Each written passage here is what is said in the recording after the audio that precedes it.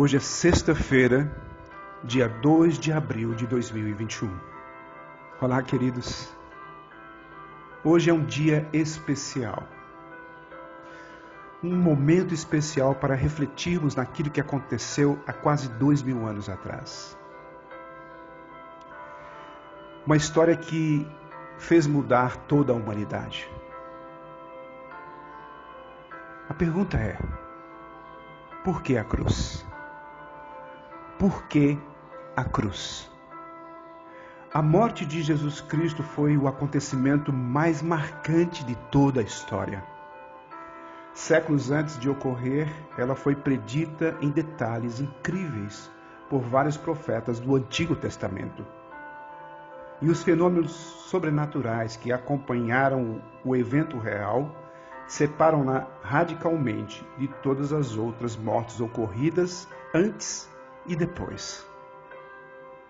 As Escrituras nos dizem que, durante a crucificação, o brilhante sol do meio-dia foi totalmente obscurecido até às 15 horas, mergulhando toda a terra na escuridão. No momento preciso de sua morte, a espessa cortina do templo judaico que separava o Santo dos Santos, o cômodo interior simbolicamente habitado por Deus, foi rasgado de cima a baixo por uma mão invisível. Um terremoto dividiu pedras e abriu tumbas próximas. Os mortos foram ressuscitados e saíram dos sepulcros, aparecendo mais tarde para o povo em Jerusalém. Veja Mateus capítulo 27, versículo 45, 51 a 53. Jesus ressuscitou 3 dias após sua morte e durante um período de 40 dias apareceu aos seus discípulos em várias ocasiões. Em uma delas, para 500 de uma só vez. Passado esse tempo, os apóstolos o viram se afastar em uma nuvem por meio da qual ascendeu ao céu.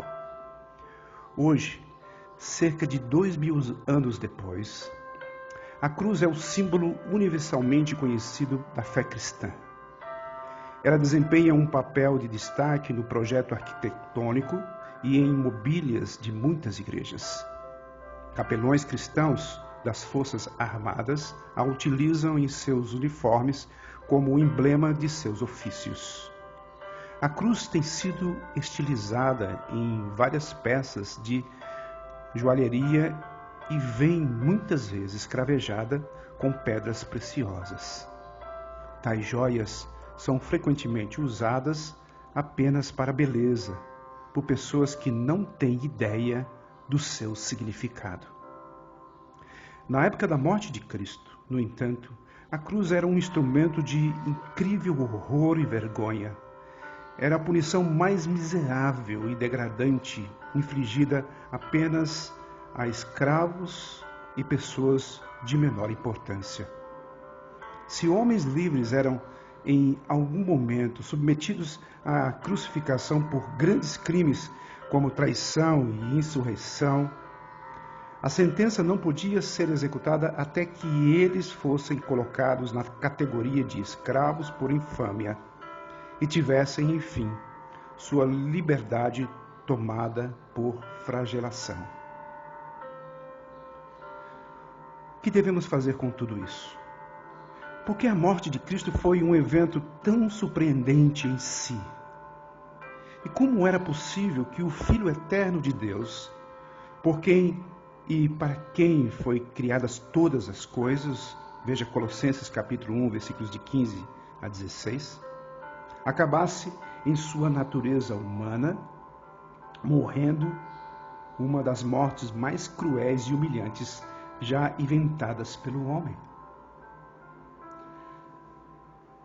Sabemos que a morte de Jesus na cruz não o pegou de surpresa, tanto que ele a predisse continuamente a seus discípulos. Podemos ver isso em Lucas capítulo 18, versículos de 31 a 33, para um exemplo. E com sua crucificação iminente diante de si, Jesus mesmo disse: que direi eu? Pai, me salva desta hora.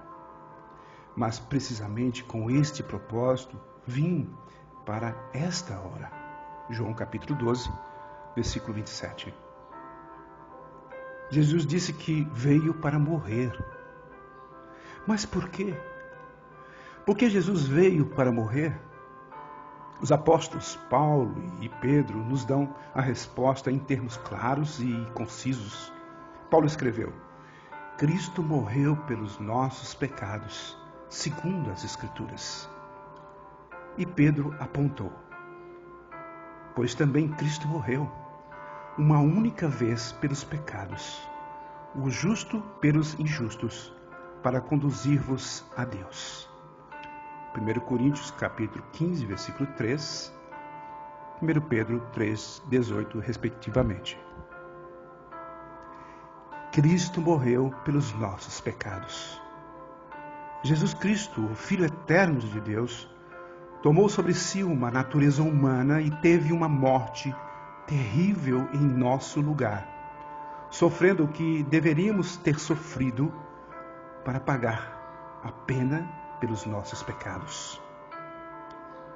Essa é a razão da cruz. Você acabou de ouvir o livro O Evangelho para a Vida Real, voltando-se para o poder libertador da cruz, dia após dia, do pastor Jerry Bridges. Que Deus nos abençoe.